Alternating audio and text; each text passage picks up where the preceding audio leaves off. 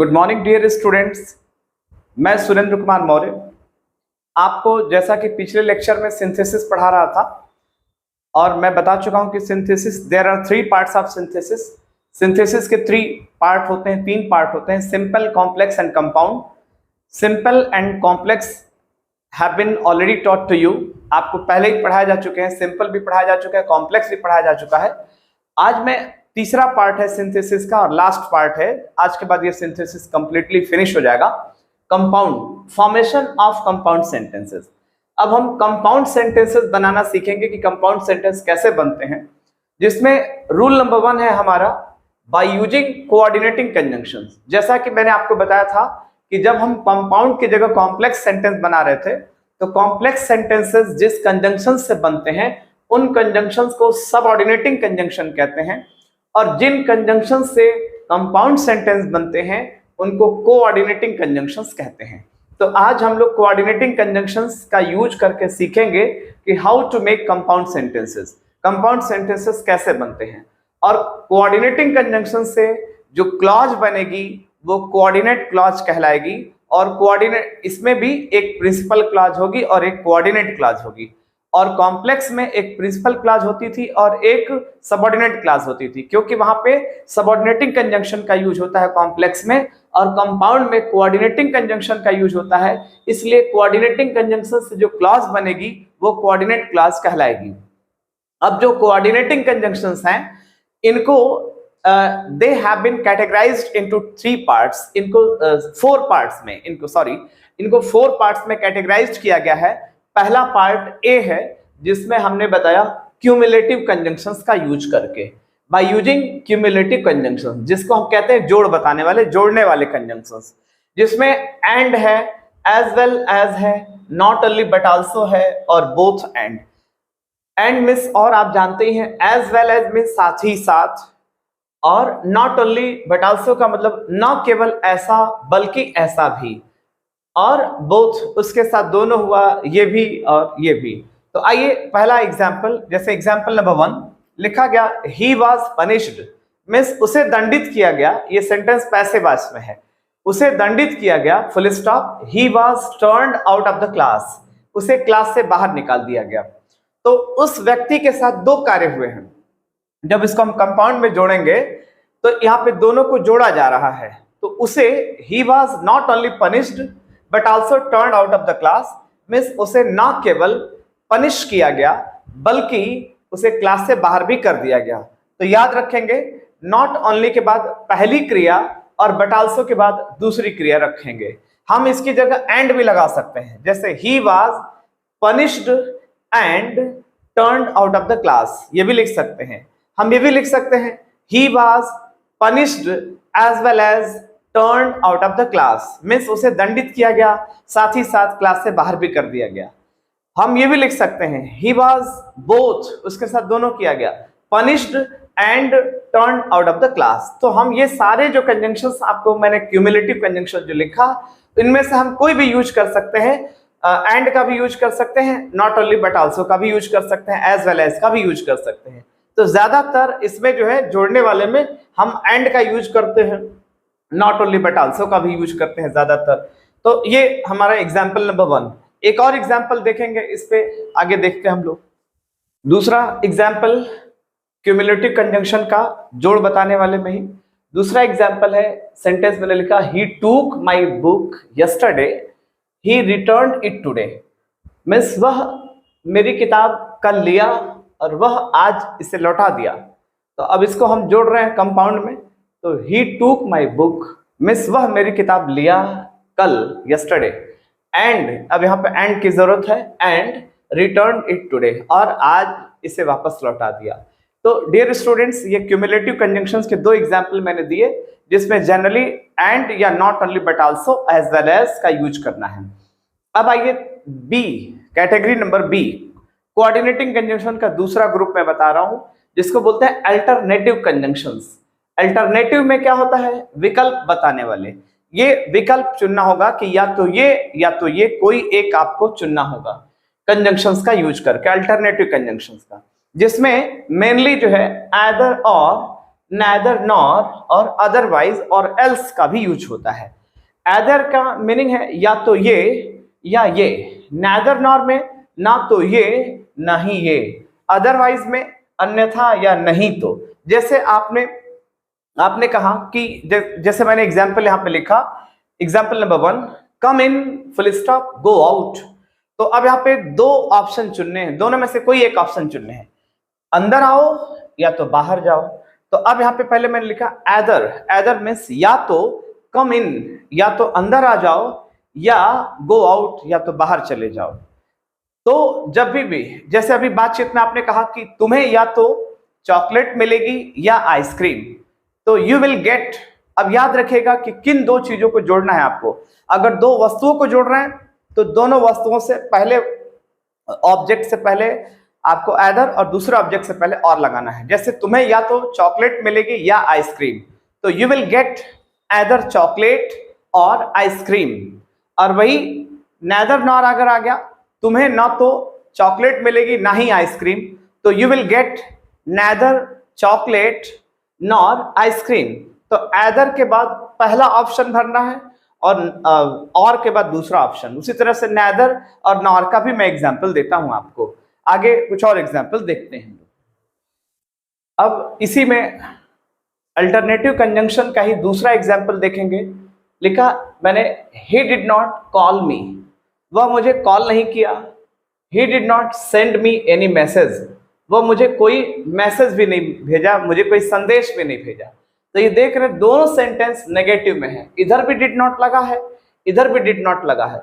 जब दोनों ही sentence negative में रहेंगे तो हमें नेदर नॉर वाला ऑप्शन चुनना है। और अगर दोनों ही सेंटेंस अफर्मेटिव में रहेंगे, बिना नॉट के रहेंगे, तो एदर और वाला चुनना है। अब यहाँ पे लिखेंगे ही नेदर, नेदर मीन्स न तो, वह न तो मुझे कॉल किया। अब जब डिड नॉट हटेगा तो ये जो वर्ब है उसका सेकेंड फॉर्म लग जाएगा, कॉल्ड मी। अफर्मेटिव वाले रूल से चलेंगे तो ही नेदर कॉल्ड मी, वह न तो मुझे फोन किया, ना ही, नॉर मीन्स ना ही, सेंट मी एनी मैसेज। यहां पर भी डिड नॉट हटेगा और सेंड का सेकेंड फॉर्म सेंट हो जाएगा, टी लग जाएगा डी को हटा के। तो वह न तो मुझे फोन किया, ना ही मुझे कोई मैसेज भेजा है, ना ही मुझे कोई संदेश भेजा। तीसरा सेंटेंस है he did not sing, he did not dance। ये भी दोनों सेंटेंस नेगेटिव में है तो नेदर नॉर वाला लेना है कंपाउंड में।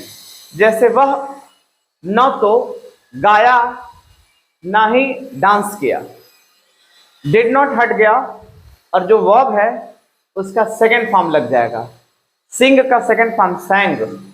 यहां पर भी डिड नॉट हटेगा और डांस का सेकेंड फॉर्म ईडी जुड़ जाएगा, सेकेंड फॉर्म हो जाएगा।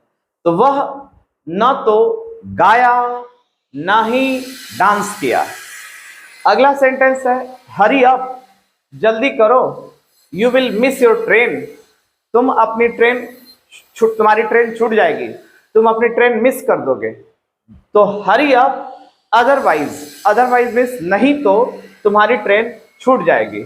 तो हरी, अदरवाइज जो है, अदरवाइज मीन्स होता है नहीं तो या अन्यथा।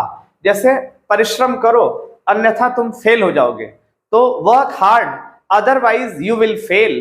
तो अदरवाइज की जरूरत तब पड़ेगी जब नहीं तो या अन्यथा की जरूरत पड़ेगी। तो ये आपको मैंने बताया अल्टरनेटिव कंजंक्शन, विकल्प सूचक, विकल्प बताने वाले कंजंक्शन का यूज करके। अब मैं तीसरे ग्रुप की तरफ ले चलूंगा, अब उसको देखते हैं हम लोग। अब कैटेगरी नंबर 3 सी, ए और बी मैंने बता दिया। अब तीसरा ग्रुप मैं बता रहा हूं कोऑर्डिनेटिंग कंजंक्शन का, जिसमें हम एडवर्सेटिव, जिसको हिंदी में विरोध बताने वाले, एडवर्स मीन्स होता है विपरीत, तो एडवर्सेटिव कंजंक्शंस का यूज करके हम सीखेंगे कंपाउंड सेंटेंसेस बनाना। एडवर्सेटिव कंजंक्शंस में but, still, yet, however, nevertheless और व्हाइल, ये सारे कंजंक्शंस यूज किए जाते हैं। बट मीन्स लेकिन होता है, स्टिल मतलब फिर भी, येट का मतलब भी फिर भी, हाउएवर का मतलब फिर भी या तो भी, और या वैसे भी कह सकते हैं, और नेवरदलेस का मतलब भी फिर भी, और वाइल, वाइल मीन्स जबकि होता है। और वाइल के दो मीनिंग होते हैं, जिस समय और जबकि। तो यहाँ पे आप जबकि समझिएगा कंपाउंड में। अब देखिए पहला एग्जाम्पल लिखा गया कि he is poor, he is satisfied, वह गरीब है फिर भी वह संतुष्ट है। तो विपरीत कंडीशन है, वो गरीब है उसके बावजूद भी वो संतुष्ट है। तो ही इज पुअर, बट लगा दीजिए, चाहे येट लगा दीजिए, चाहे स्टिल लगा दीजिए, कोई भी लगा सकते हैं। मीन्स लेकिन या फिर भी, कोई भी एक, दोनों में से कोई भी एक चुनना है। वह गरीब है लेकिन वह संतुष्ट है, या फिर भी वह संतुष्ट है। तो यहां पर विपरीत कंडीशन होते हुए भी वह संतुष्ट है, सेटिस्फाइड है। और यही अगर कॉम्प्लेक्स में बनाना रहेगा तो ऑल्दो का यूज करेंगे। Although he is poor he is satisfied, means यद्यपि वह गरीब है फिर भी वह संतुष्ट है। और ये अगर सिंपल बनाना रहेगा तो in spite of being poor, means गरीब होने के बावजूद भी वह संतुष्ट है। तो इन स्पाइट ऑफ, इसको बीइंग में चेंज कर देंगे, being poor he is satisfied.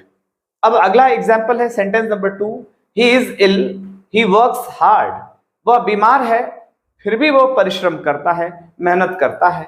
तो ही इज इल, येट लगा सकते हैं, स्टिल लगा सकते हैं, बट लगा सकते हैं, कोई भी इन तीनों में से कोई भी लगा सकते हैं। वह बीमार है फिर भी वह परिश्रम करता है, फिर भी वह मेहनत करता है। एक और एग्जाम्पल देखते हैं, एग्जाम्पल नंबर 3। अगला एग्जाम्पल, तीसरा एग्जाम्पल मैंने दिया एडवर्सेटिव कंजंक्शन के, कि wise man show their faults, fools avoid them. जो वाइज मैन होते हैं, बुद्धिमान लोग, वो अपने फॉल्ट्स को, अपने कमियों को, अपने दोष को दर्शाते हैं, दिखाते हैं, बताते हैं कमियों को। मूर्ख लोग उन्हें अवॉइड करते हैं, उनको नजरअंदाज कर देते हैं, उनसे बचते हैं।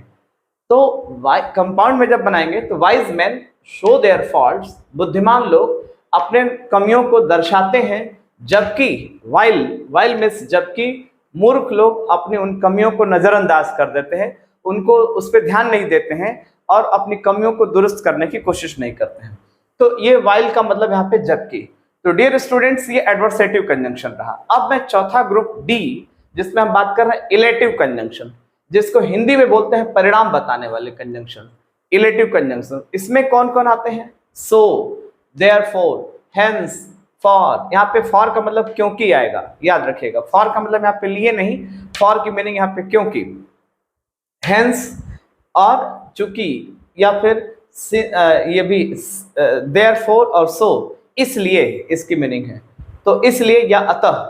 तो आइए देखिए एग्जाम्पल नंबर 1, यहाँ पे he had no money he left his study, means उसके पास पैसे नहीं थे इसलिए वह अपनी पढ़ाई छोड़ दिया। तो परिणाम इसका क्या निकला? जब उसके पास पैसे नहीं थे तो उसका परिणाम ये हुआ कि वो अपनी पढ़ाई उसको छोड़नी पड़ गई। तो ये परिणाम बताने वाले हैं, रिजल्ट बताने वाले कंजंक्शंस है। एक आध और एग्जांपल्स इसके देखते हैं हम लोग इलेटिव कंजंक्शंस के। Example number 2, he did not work hard he failed, वह परिश्रम नहीं किया। ही डिड नॉट वर्क हार्ड, वह परिश्रम नहीं किया, इसलिए सो लगा सकते हैं या देयरफॉर लगा सकते हैं, दोनों में से कोई एक लगा दीजिएगा, इसलिए वह फेल हो गया। अब इसी को हम अगर सो की जगह फॉर लगा दे, FOR, तो फॉर मीन्स क्योंकि होता है, तब सेंटेंस को आपस में चेंज करना पड़ेगा। ही फेल्ड को उधर रखना पड़ेगा। तो लिखा गया ही फेल्ड, वह फेल हो गया क्योंकि ही डिड नॉट वर्क हार्ड, क्योंकि उसने परिश्रम नहीं किया था। तो अब यहाँ पे फॉर लग जाएगा तो सेंटेंस ये वाला उधर चला जाएगा, ये उधर आ जाएगा, याद रखिएगा। और अगर सो लगाना होगा तो ये सेंटेंस उधर डिड नॉट वर्क हार्ड पहले लिखेंगे और ही फेल्ड बाद में लिखेंगे, क्योंकि उसका जो परिणाम निकलेगा वो सो के बाद लिखा जाएगा। वो परिश्रम नहीं किया था इसलिए वो परिणाम क्या हुआ उसका, वो फेल हो गया। अब हम यही अगर फॉर को हटा के बिकॉज लगा दें तो कॉम्प्लेक्स बन जाएगा, he failed because he did not work hard. अब तीसरा एग्जाम्पल देखें, ही इज फीलिंग अनवेल, उसकी तबीयत ठीक नहीं है, वो अनवेल फील कर रहा है। He will not go to school today, आज वह स्कूल नहीं जाएगा। तो उसकी तबीयत ठीक नहीं है इसलिए so he will not go to school today. हम सो की जगह देयरफॉर भी लगा सकते हैं, या हम इसको ऐसे भी लिख सकते हैं, he will not go to school today, इसको बाद पहले लिख दें और इस सेंटेंस को अगर बाद में लिख दें तो फॉर लगाना पड़ेगा। He will not go to school today for means क्योंकि he is feeling unwell, क्योंकि उसकी तबीयत ठीक नहीं है। तो डियर स्टूडेंट्स, ये रहा आपका, ये चारों ग्रुप हमने पढ़ाया आपको। मीन्स ये जो है आपको इलेटिव कंजंक्शंस, परिणाम बताने वाले A, B, C और D। अब मैं आपको अभी तक ये सारे मैंने कोऑर्डिनेटिंग कंजंक्शंस का यूज करके बताया, और जिसमें कोऑर्डिनेटिंग कंजंक्शन में 4 ग्रुप में मैंने बांटा था। क्यूमुलेटिव, दूसरा एडवर्सेटिव, तीसरा इलेटिव, और इस तरह से एडवर्सेटिव और इलेटिव और अल्टरनेटिव। तो 4 ग्रुप में मैंने ये पढ़ाया आपको। अब मैं आपको शॉर्ट में इसको बताऊंगा कि जैसे अगर आपको लगता है कि इतने सारे कंजंक्शन हमको लर्न करने में प्रॉब्लम होएगी, तो मैं आपको एक बहुत सिंपल सा ट्रिक बताता हूं, जिसमें आपको क्या करना होगा कि बस आप वो सिंपल सा ट्रिक यूज करेंगे तो आपको एक बार में पूरा आपको कंपाउंड के जो मेन जो कंजंक्शंस हैं वो याद हो जाएंगे, आपको भूलेगा नहीं। बस आपको क्या करना है, आपने लिख दिया फैन बॉयज। क्या लिख दिया? Fan boys. ये आप फैन पंखा जानते ही हैं, बॉयज जानते ही हैं, या फैन जो एक्टर और एक्ट्रेसेस के लोग फैन होते हैं, सेलिब्रिटीज के फैन होते हैं। तो आइए अब जरा इसमें फैन बॉयज क्या है। ये कंपाउंड के सारे कंजंक्शन हैं। एफ से आप फॉर समझिएगा, फॉर मीन्स क्योंकि, और ए से एंड समझिएगा, और एज वेल एज भी हो जाएगा। एज वेल एज मतलब साथ ही साथ, साथ ही साथ। अब एन, एन से नेदर नॉर, एन से नेदर नॉर और एदर और, या तो ये या तो ये। और बी से बट, बी से बट, बट मीन्स लेकिन। ओ से अदरवाइज आपको बताया गया था, अदरवाइज मीन्स नहीं तो। ये मेन जो कंजंक्शन है कंपाउंड के, वो मैंने एक ट्रिक में मैंने बता दिया। वाई से येट, येट मतलब फिर भी या तो भी, फिर भी हो गया। एस से सो हो गया, सो, सो मीन्स इसलिए, इसलिए। तो डियर स्टूडेंट्स, हमें लगता है कि आपको भूलेगा नहीं, ये याद रहेगा। फैन बॉयज से भी आप कंपाउंड के सारे कंजंक्शन याद कर सकते हैं। एफ से फॉर मीन्स क्योंकि, ए से एंड एज वेल एज, और एन से नेदर नॉर एदर और, बी से बट, और ओ से अदरवाइज, और वाई से येट, और एस से सो, और स्टिल भी हो सकता है। एस से स्टिल, स्टिल मतलब फिर भी। तो ये सारे कंजंक्शंस कंपाउंड के हैं। आपको बिल्कुल मुझे लगता है कि आपको इस ट्रिक से बेशक एकदम आसानी से कंपाउंड के सारे जो कंजंक्शंस हैं वो याद हो जाएंगे आपको। तो ये रहा कंजंक्शंस का यूज करके। अब मैं आपको रिलेटिव प्रोनाउन और रिलेटिव एडवर्ब का यूज करके बताऊंगा कि how to make compound sentences. अब इसको देखते हैं। ये रूल नंबर 2, इसमें मैं आपको बताऊंगा कंजंक्शंस का यूज करके नहीं, कोऑर्डिनेटिंग कंजंक्शंस का यूज करके बताया जा चुका है। अब मैं आपको रूल नंबर 2 में बाय यूजिंग रिलेटिव प्रोनाउंस और रिलेटिव एडवर्ब्स का यूज करके कैसे कंपाउंड सेंटेंस बनते हैं वो भी हम सीखेंगे। पहली बात तो हम रिलेटिव प्रोनाउंस क्या होता है, रिलेटिव एडवर्ब्स क्या होता है, इसको भी जान लें। रिलेटिव प्रोनाउंस का यूज मैंने आपको पढ़ाया था कॉम्प्लेक्स में, जब एडजेक्टिव क्लास का बताना था यूज, तो उस समय मैंने बताया था, लेकिन फिर भी मैं एक बार और फिर से बता दिया हूं इसमें भी रिलेटिव प्रोनाउंस के, ताकि जो बच्चे छूट गया हो पीछे का लेक्चर वो फिर से जान ले। रिलेटिव प्रोनाउंस में हु होता है, हुज होता है, हुम होता है। हु की मीनिंग जो या जिसने, हुज की मीनिंग जिसका, जिसकी, जिसके, और हुम की मीनिंग जिसे, और विच, विच मीन्स जो, यहाँ पे विच लगेगा नॉन लिविंग थिंग्स के लिए, और एनिमल्स के लिए हम विच का यूज करते हैं। और जो दैट है, दैट की मीनिंग भी जो निकलता है, दैट लिविंग और नॉन लिविंग दोनों के लिए यूज होता है। तो ये सभी रिलेटिव प्रोनाउंस है, इनको रिलेटिव प्रोनाउंस कहते हैं। इनका यूज कॉम्प्लेक्स में भी होता है एडजेक्टिव क्लास बनाने के लिए, और इनका यूज मैं सिखाऊंगा कंपाउंड में भी यूज होता है। आइए दूसरा है रिलेटिव एडवर्ब्स क्या होते हैं। रिलेटिव एडवर्ब में वेयर, व्हेन, व्हाई, हाउ ये दिया रहता है। तो वेयर की मीनिंग जहां। अब वेयर कब लगाना है, जब प्लेस की बात करेंगे तो वेयर लगाना है। टाइम जब दिया रहेगा तो व्हेन लगाना है। रीजन, किसी चीज का कारण दिया रहेगा तो वाई लगाना है। किसी चीज का मैनर या वे, तरीका या ढंग दिया रहेगा तो हाउ लगाना है। तो आइए इन रिलेटिव प्रोनाउंस और इन रिलेटिव एडवर्ब्स का यूज करके how to make compound sentences कैसे बनते हैं वो हम सीखेंगे। अब मैंने आपको बताया कि इसमें हम लोग रिलेटिव प्रोनाउंस और रिलेटिव एडवर्ब्स का यूज करके सीखेंगे कंपाउंड सेंटेंस बनाना। याद रखिएगा, रिलेटिव प्रोनाउंस और रिलेटिव एडवर्ब से कॉम्प्लेक्स भी बनता है, एडजेक्टिव क्लास बनता है, मैं वो सिखा चुका हूं आपको। लेकिन कंपाउंड भी बनता है, लेकिन कंपाउंड तभी बनेगा जब रिलेटिव प्रोनाउंस और रिलेटिव एडवर्ब्स का यूज हम कॉन्टिन्यूटिव सेंस में किया जाए। कॉन्टिन्यूटिव सेंस का मतलब क्या है अभी मैं बताऊंगा एग्जाम्पल के थ्रू। जैसे example number 1, I met Mukesh, मैं मुकेश से मिला, ये मीट का सेकंड फॉर्म है मेट, मैं मुकेश से मिला। He gave me a laptop, वह मुझे एक लैपटॉप दिया। तो मैं मुकेश से मिला और मुकेश एक लड़का है, बॉय है, इसलिए इसके लिए हम रिलेटिव प्रोनाउन हु का यूज करेंगे। और हु का जो यहाँ पे अर्थ है वो कंटिन्यूटी सेंस में रहेगा। यहाँ पे हु का अर्थ जो की तरह नहीं, जब हु की मीनिंग जो बोलेंगे तो ये कॉम्प्लेक्स में चला जाएगा, एडजेक्टिव क्लास कहलाएगा कॉम्प्लेक्स में। और यही अगर हु की जो मीनिंग है यहाँ पे ये निकलेगी एंड ही, तो इसको बोलेंगे कि कंटिन्यूटी सेंस में। मैं मुकेश से मिला और वह मुझे एक लैपटॉप दिया, तो एंड ही जो है यहाँ पे हु की जो मीनिंग निकल रही है एंड ही निकल रही है। और हु यहाँ पे रिलेटिव प्रोनाउन है, याद रखिएगा। हु की जो मीनिंग है वो कंटिन्यूटी सेंस में निकलेगी एंड ही मींस मैं मुकेश से मिला और वह मुझे एक लैपटॉप दिया। इसी तरह से दूसरा है ही शॉट द बर्ड, ये शूट का सेकंड फॉर्म है, शूट करना मींस उसने चिड़िया को मारा, शूट किया, गोली मारा। इट फ्ल्यू अवे, और जो चिड़िया थी वो उड़ गई, ये फ्लाई का सेकंड फॉर्म है, फ्ल्यू अवे। इट जो है चिड़ियों और बर्ड्स के लिए, नॉन लिविंग थिंग्स के लिए भी यूज होता है। तो चिड़िया उड़ गई, तो अब इसको कंपाउंड में जब हम बनाएंगे तो ही शॉट द बर्ड, वह चिड़िया को मारा। और याद रखिएगा कॉमा लगा के रिलेटिव प्रोनाउन का यूज करना है।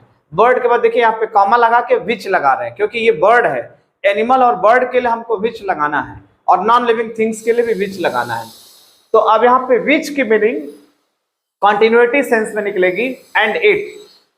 तो वह चिड़िया को मारा, माने शूट किया और वह उड़ गई, चिड़िया जो है उड़ गई। तो यहाँ पे विच की मीनिंग जो मत समझिएगा, यहाँ पे विच की मीनिंग अगर जो समझेंगे, जो उड़ गई, तो ये कॉम्प्लेक्स में चला जाएगा। कंपाउंड में इसकी मीनिंग हो जाएगी वह चिड़िया को शूट किया और वह उड़ गई। तो विच की जो या जो मीनिंग है वो कंटिन्यूटी सेंस में एंड इट फ्ल्यू अवे। तो याद रखेंगे कॉमा लगा के रिलेटिव प्रोनाउन लिखेंगे और इसकी मीनिंग भी लिखेंगे एंड इट। और कॉम्प्लेक्स में जब रहेगा, यही जब कॉम्प्लेक्स में यूज करेंगे तो कॉमा नहीं लगाएंगे, सीधे बस हु लिखेंगे और ये लिख देंगे, एंड ही नहीं लिखेंगे। उसी तरह कंपाउंड में जब रहता है, अब भाई अगर कॉम्प्लेक्स में रहता तो ये कॉमा नहीं लगाते, बस सीधे विच लगाते और फ्ल्यू अवे लिख देते। लेकिन कंपाउंड में अगर है तो ये कॉम्प्लेक्स में कॉमा नहीं लगेगा, पर कंपाउंड में कॉमा लगा के विच लगाना है। इसका रिलेटिव प्रोनाउन विच है और इसकी विच की जो मीनिंग है एंड इट यहाँ पे निकलेगी कंटिन्यूटी सेंस में, मींस वह चिड़िया को शूट किया और वह उड़ गई।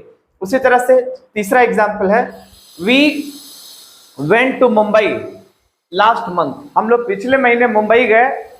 We stayed there for 4 days, हम लोग वहां 4 दिन रुके रहे, 4 दिन रुके।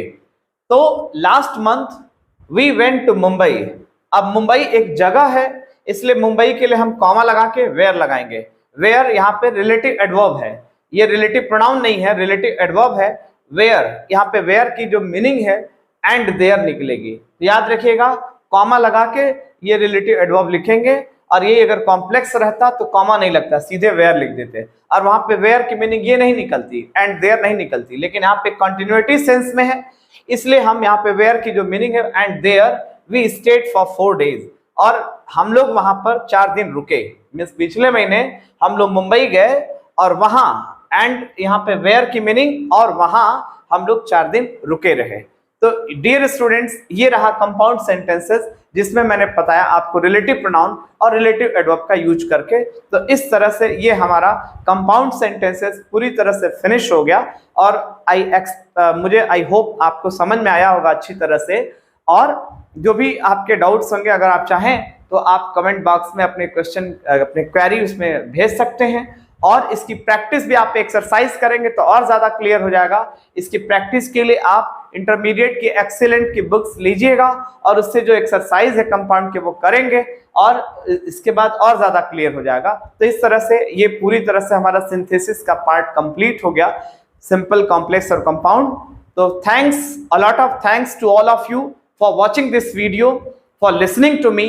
Stay healthy, be happy, stay safe, with all these wishings, good wishing, I conclude my speech. That's all today.